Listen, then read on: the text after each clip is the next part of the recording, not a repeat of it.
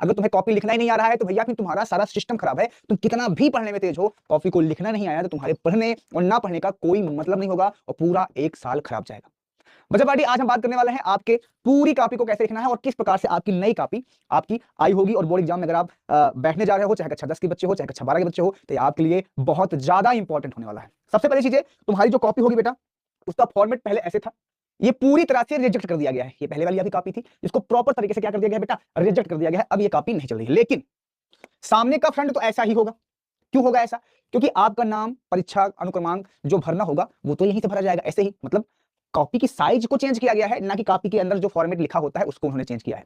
अनुक्रमांक तुमको लिखना ही पड़ेगा, हर चीज तुम्हें लिखना ही पड़ेगा। तो बच्चा पार्टी, सबसे पहले परीक्षा का अनुक्रमांक यहाँ पे, जैसे तुम मान लो तुम्हारा अनुक्रमांक नंबर जब तुम प्रवेश पत्र लाओगे ना, मान लो ऐसे अनुक्रमांक नंबर होगा, ठीक है, कुछ भी ऐसे, तो यहाँ पे अंकों में, यहाँ लिखा गया है अंकों में लिखो, तुम यहाँ पे क्या लिखोगे, अंकों में लिख दोगे, पेपर तरीके से इसको अंकों में लिख दोगे, ठीक है ठीक है। फिर परीक्षार्थी का अनुक्रमांक किसमें लिखना है, शब्दों में लिखना है। तो यहाँ पे तुम शब्दों में से यहाँ पे, और शब्द में कैसे लिखना है, यहाँ पे ऐसे लिखना, यहाँ पे 2 है तो 2 लिखना, 2 8 9 ऐसे 9 6, इसको पूरा उसी तरह से लिखना पड़ेगा, उसी तरह से लिखना पड़ेगा, उसी तरह क्या करना पड़ेगा बेटा, उसको लिखना पड़ेगा। ये प्रॉपर तरीके से तुम्हें पता होनी चाहिए। अच्छा, अब बात आती है कि सर ये बताइए हमको अपना नाम कहाँ लिखना पड़ेगा, परीक्षा केंद्र कहाँ लिखना पड़ेगा। सिंपल सी बात है, देखो ध्यान से, सबसे पहले यहाँ पे, फिर विषय और प्रश्न पत्र। प्रश्न पत्र होता है केवल ही देना है यहाँ पे, केवल, ठीक है, सॉरी, यहाँ पे विषय जो होगा, जो भी होगा, अगर हिंदी है तो हिंदी डाल देना, जो भी सब्जेक्ट होगा यहाँ पे अपने सब्जेक्ट को तुम लिख सकते हो। अच्छा, हिंदी में लिखना है कि इंग्लिश में?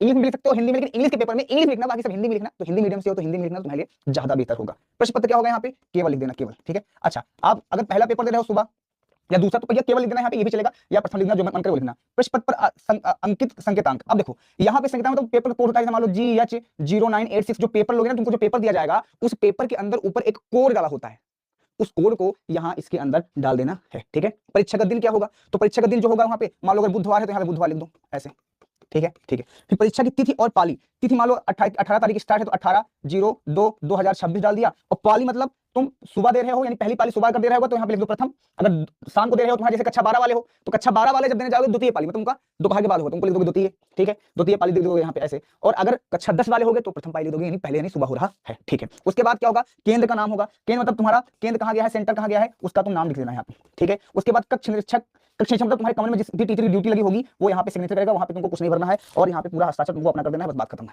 इतना चीज तुम्हें करना है, इधर तुम्हें कुछ भी नहीं भरना है और इधर साइड में कुछ भी नहीं चाहिए। प्रॉपर तरीके से इस बात को आप प्रॉपर तरीके से ध्यान दीजिएगा। क्लियर मेरी बातें, ठीक है। अब बात आती है, अब की बार जो गवर्नमेंट ने निर्धारित किया है, आपकी कॉपी का साइज कुछ इस तरह से कर दिया है उन्होंने।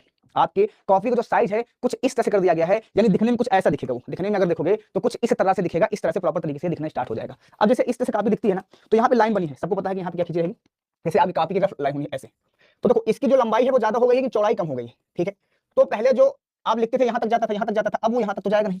तो इसको तुम्हें अगर लिखना है ना, तो जैसे तुम्हें समझो, जैसे मान लो प्रश्न उत्तर संख्या नंबर 1 दिया गया है, 2 दिया गया है, 3, मान लो ऐसे, जैसे हमने यहाँ पे लिखा गया है प्रश्न उत्तर संख्या नंबर, प्रश्न उत्तर संख्या नंबर। देखो कॉपी को जितना अच्छा सुव्यवस्थित ढंग से लिखोगे, सुसभ्य करके लिखोगे, उतना तुम्हारे लिए फायदेमंद रहेगी, इस बात का ध्यान देना, ठीक है। प्रश्न उत्तर संख्या नंबर, अब मान लो तुम्हारे पास पहला क्वेश्चन है, पहला, अब पहले क्वेश्चन के अंदर अगर का क्वेश्चन है, खा क्वेश्चन है, गा क्वेश्चन है, घा क्वेश्चन है या अंगा क्वेश्चन है, तो यहाँ पहले का का लिखना। अगर खा लिखने जा रहे हो तो पहले का खा लिखना, गा लिखने जा रहे हो तो पहले का गा लिखना, घा लिखने जा रहे हो पहले का घा लिखना, बाकी सब में यही सेम टू सेम डलेगा। प्रश्न उत्तर संख्या नंबर पहले का का है तो का, तो क्या सर खा वाले लिखने लगेंगे तब भी इसको लिखना पड़ेगा, तब भी लिख देना। प्रश्न उत्तर संख्या नंबर पहले का खा, प्रश्न उत्तर संख्या नंबर पहले का गा, इस तरह से तुम्हें लिखना पड़ेगा। जो क्वेश्चन करना स्टार्ट करोगे उसके आगे उसी तरह की चीजें लिखी जाएंगी और उसी तरह की उसमें लिखी जाएंगी, ताकि तुम्हें किसी भी प्रकार की प्रॉब्लम ना हो। बच्चा बाटी, क्या इतनी बातें तुम्हें क्लियर हो गई? बोलो हाँ सर। तो सबसे पहले होता है, और एक चीज ध्यान से सुनना, यहाँ पे जो तुम्हें कलम यूज करना है, कलम वो सिर्फ 2 ही कलम होना चाहिए, एक या तो ब्लू होना चाहिए और एक दूसरा हमारे पास ब्लैक होना चाहिए, इस बात का और ध्यान देना, ठीक है।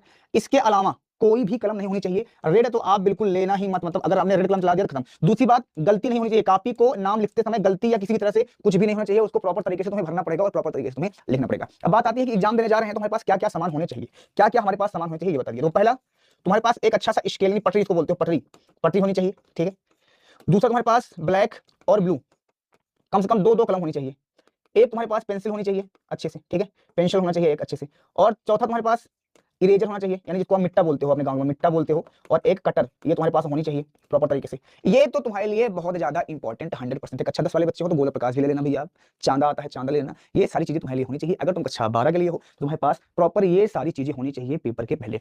आप किस कलम से लिखोगे, राइटिंग अच्छी बैठे। देखो सबसे पहला पॉइंट ये है कि राइटिंग बैठने के लिए, राइटिंग अच्छी बनाने के लिए तुम्हें दूर दूर लिखना पड़ेगा हर एक शब्द को, और हर एक शब्द का अक्षर, समझना मेरी बात को, शब्द का अक्षर बहुत अच्छा होना चाहिए, ठीक है। तो अब ये बताना कि अब आपका डाउट क्लियर हो गया, या आपको अब किस चीज में डर लग रहा है, आप प्रॉपर समझ गए। आपकी कॉपी की साइज का फॉर्मेट ये वाला होगा, वो नहीं होगा, लेकिन नाम, अनुक्रमांक नंबर, परीक्षा केंद्र, जो भी तुम्हारी पाली है, पेपर का संकेतांक क्या है, केंद्र का नाम, तुम्हारा सिग्नेचर, विषय, सब्जेक्ट, तारीख, दिनांक, वो सारी एक ही जैसी रहेंगी, उसमें कोई बदलाव नहीं होगा। ठीक है, अब तुम्हारे कॉपी के अंदर हो सकता है कि वो रूल नंबर को भी ऐड करवा दें, बस इतनी हो, क्योंकि पहले क्या होती थी, कॉपियां चेंज हो जाती थी, अब कॉपियां चेंज नहीं होगी, वो रूल नंबर ऐड करवा देंगे, और रूल नंबर हो सकता है बीच बीच में लिख देंगे, बीच बीच लिख देंगे, तो उससे कोई दिक्कत नहीं होगी बच्चा पार्टी। ठीक है, इतनी बातें, आई होप आपको सारी बातें क्लियर हो गई होगी बच्चा पार्टी। तो इतनी चीजें तुम्हें फॉलो करना है। और अब बताइएगा कॉपी तुम लिख लोगे नहीं लिख लोगे। दूसरी चीजें, आप किस डिस्ट्रिक्ट से हो, किस डिस्ट्रिक्ट से हमारी वीडियो को देख रहे हो, एक बार हमें जरूर कमेंट करके बताइएगा कि सर हम, और एक चीज सुनो, एग्जाम देने जाने से पहले तुम अपने एक कॉपी खरीदो, उसमें खूब सारे सब्जेक्ट जितना तुम्हें याद है, जो भी तुम्हें रिवीजन करना हो सब लिख डालो। इससे क्या होगा, दो काम होगा, पहला एक नई नोट्स बन जाएगी, और दूसरा तुम्हारा रिवीजन हो जाएगा, और तुम्हें किसी प्रकार की दिक्कत नहीं होगी। बाकी का अगर तुम्हें किसी प्रकार की समस्या आ रही है तो नीचे कमेंट कर देना, उस पर हम प्रॉपर एक वीडियो बना देंगे, ताकि तुम्हें किसी प्रकार की दिक्कत ना हो बच्चा पार्टी। ठीक है, मिलते हैं नेक्स्ट क्लास में, तब तक के लिए bye bye, take care, love you so much, बहुत सारा प्यार, बहुत सारा आभार सभी का बच्चा पार्टी। ठीक है, धन्यवाद।